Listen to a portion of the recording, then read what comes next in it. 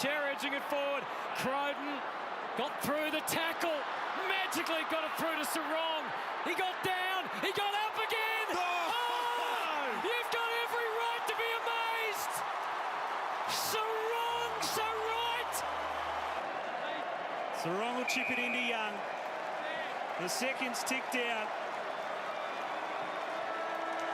It'll go down in Derby folklore. The decimated Dockers wreak some Derby destruction. An average season for the Dockers, finishing 11th with the 10 wins and 12 losses in a year that they were, I guess, fairly close to pushing for finals in the end. But lots of excitement coming through in what proves to be a force to be reckoned with in a few years, we believe, Liam. Yeah, for sure. Probably said Freo were just about one win away from out of the 8. Lost in round 23. If they had have won, they would have jumped in. But promising signs. They have a lot of young guns. They have obviously Brochure, they have Sarong, Taberner, they have Darcy. So some very young guys coming through who can be big force, who can definitely by all means replace the likes of Fife and Mundy and all those blokes coming through. And if they manage to land Lockie Neal this off season, I'm going to say it's going to be a big improvement in their midfield. They're going to be one of the best mids in the comp, but yeah, very promising. But let's get stuck into it. What was their best win that you saw that they had this year? They didn't beat a lot of top 8 teams, the Dockers. So even if they made finals, they would have been bounced out 100%. Yeah. I think they only beat one off the top of my head, if that.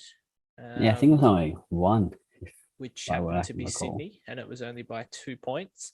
Exactly.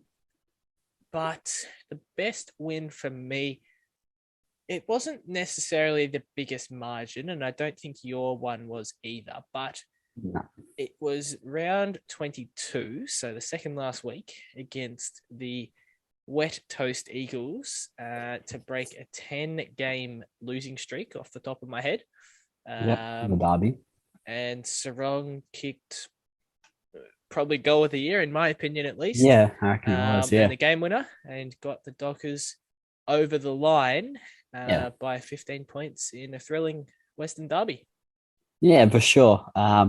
The one I'm going with, it came a couple of weeks earlier. In round 20, it was, I believe, their throwback jersey day where they wore their 1990s jersey, and they came in a sloppy but good win against Richmond at their home ground. It was no one backed them in to win it, but I think this win was pretty much where Richmond just threw in the white flag and said, there's no chance of us making it because, they got up by 4 points in a very gutsy effort. It was a very wet and sloppy day in the West. It was a very low scoring game in the first half. So, that's what I thought, a very gutsy win from Freo in that one. Now, they had a few, one that let slip, but what was the worst loss that you saw that they had? There was actually quite a bit to choose from. They had, what did they have? West Coast, they lost by 59 points early in the season.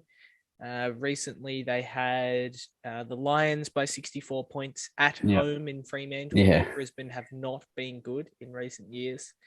Geelong. Geelong by 69 points on a Thursday night where they were trying to prove themselves, keeping only scoring 31, should I say? 3 goals, 31. Yeah, exactly. Lost to Carlton at home as well. There was a lot of mishaps for this team. But I ended up going with round 23, where if it was any game they should have won, it was probably this one against St Kilda down in Hobart, where Freo haven't been very good, in Tasmania particularly, over the last 10 or so years when they've played Hawthorn and North there a couple times from memory. Obviously the Siren Gate rematch. But it was just a dismal performance. That if they won, they were in the 8 until the result of the Essendon and Collingwood match. and they just got blown out by 58 points. They were never Yeah. in from the first bounce. They were done, basically. Yeah, pretty much. So, yeah, that's got to come in at number one, worst loss for me. Yeah. I had to go with the exact same as you. They had a pretty decent loss, they just went over, but this one too, get blown out by 10 goals like they did too, after a game where they were pushing for the top 8. It kind of just was a bit disappointing to see because I tuned into this game to watch maybe Freo could somehow bounce into finals, but then ended up turning it off at 3/4 time because they were down by about 7 goals and I knew they weren't going to come back from that. So, yeah, that comes in as number one. It's probably the worst loss that they had this year. Very good. Well, not really. Now, best and fairest top 3. There was not really an outright winner, I wouldn't say. It's not really. No, if you said who's going to be Freo's best and fairest, I could give you an answer like that. Probably not. Yeah. There were a few, probably a group of about 5, I would say, quality players throughout the year. So what were your top 3? Coming in at number 3, I had Caleb Sarong. He averaged about the 22 touches a game, about the 5 clearances. Very solid and for his midfield, and a very up-and-coming player. It's going to be exciting to see. Number 2, a bit of a surprise, but it is David Mundy, the dinosaur himself, coming back for, record amount of seasons. And, you could say one of the best seasons we've seen from about, 36, 37-year-old? 36 years old, yeah. Yeah, he's outstanding, had about the 20 touches a game and very set the standard every week for Freo. 25, almost a goal, 4 tackles. Yeah. And in number 1, I had Andrew Brochure, future star of the AFL, already a star of the club. He had about 28 touches a game and very consistent in that midfield. 28 touches a game at about 70%, 76% efficiency. So an absolute star of the club, and he's going to be very promising in years to come. Who did you have? Did you go suitable? Yeah, my 3rd overall was the dinosaur in David Mundy himself. Number 2, I actually had a different one with Ruckman and future ruck of the club for sure, in Sean Darcy, the 23-year-old, who had a standout season, averaged 28.5 hit-outs a game, about the 17 touches, half a goal a game. Just a brilliant all-around performance from the big ruck from the West. And number 1, I also had Brochure, who, as you touched on, had the 28 touches. I reckon he could get his goal kicking up a little bit more. Yeah, all right. If he could become that goal kicking midfielder, they'd be very, very dangerous. He had the 5 tackles, the 3.5 clearances. Just, a great performance by solid. a 21-year-old who's 22 at the start of next season. So they've still got 10 years left of him at a very high rate. Easily. Your most surprising player for this year, I think it was a bit of an obvious one, at least it was for me. So who did you have coming in as your most surprising player? I had none other than the big ruckman Sean Darcy himself.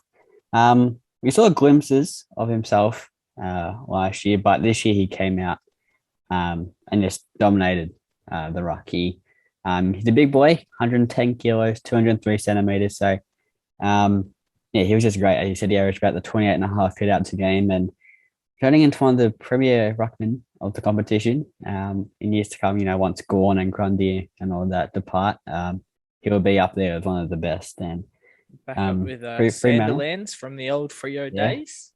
Yeah, so they're known to breed their big ruckman over there. They also do have a Lloyd Meek as well. So 2 very big ruckmen. West Coast, so it's all a Perth thing, I reckon. Yeah, big bodies, but he had a standout season. Also, you said probably up there in the best and fairest, but very solid. Who'd you go with? I had to give honourable mentions to David Mundy. Just ripping season by a 36-year-old. Yeah. I'll just get up his stats from last year compared to this year. So obviously he only played the 16 games, but he had about 250 more disposals this year, playing 6 extra games. Yeah. So if you want to divide that, that's about 40 disposals a game. That is about 41 and a half. 41 and a half. Don't know what else to say. Honourable mentions, but I also had to go with Sean Darcy, who, as we said just before, had a very, very good season and much improved from last year as well, getting, again, 250 more hitouts than last year. So, yeah. Amazing. What do you think they need to do going forward in this offseason? What do you think they need to land, or what do you think they need to do? Now, there's a lot to work with at Freo, and there's a lot to do at Freo. Yeah.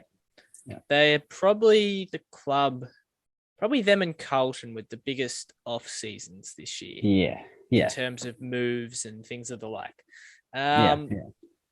First on my list is get a good return for Chera. So obviously Carlton is his preferred destination, which we've talked about many times on other podcasts. And it's rumored that they'll get pick 6, it is, I believe, back from Carlton. Yeah.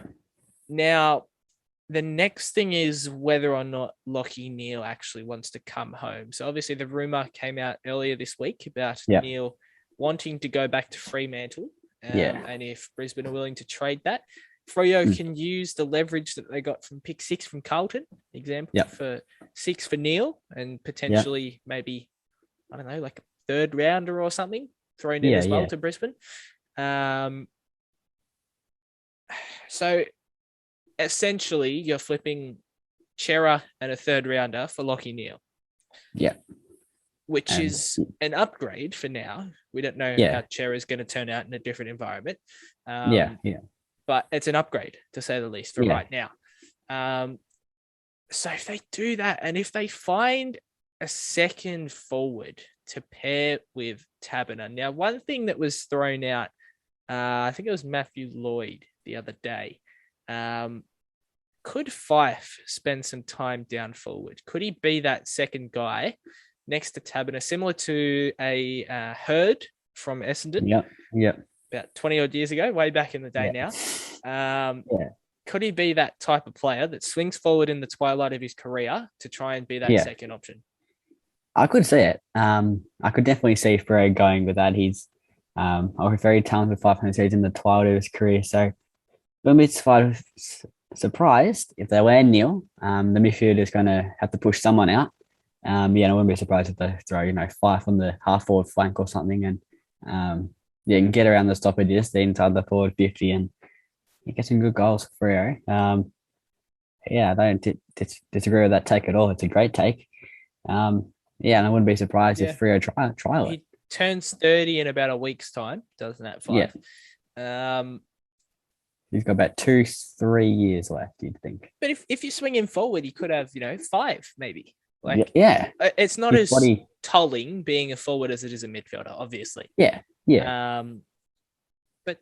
I don't disagree with it at all.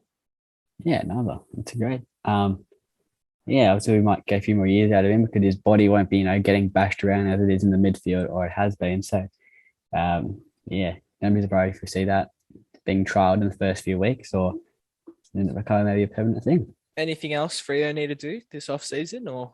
I think you summed up beautifully. I think get something back for Chera. He's a great player, and then you get good return. Then you be smart about that. Let's can't go willy nilly and just throw him out the door. So you get a good return, and I reckon big body down there to partner with Taberner. I saw they got Lloyd Meek down there, but he's not the greatest. So maybe a genuine key forward is what they'll need. I think maybe in this draft. They've had a little bit of a niggling rumor with Hawthorn's Jack Gunston, from what I've seen, which would honestly, for me, be a brilliant pickup for the Dockers. It just depends what they give in return. But Gunston would be a perfect fit. Yeah, for sure. For this Fremantle team, who honestly are probably making finals, if not very, very, very close next season. Yeah, for sure. And now we'll get on to that. What are your predictions for the 2022 Dockers? Whereabouts will they finish on the ladder? I'm going to go in the 6 to 8 range. If they land Lockie Neal.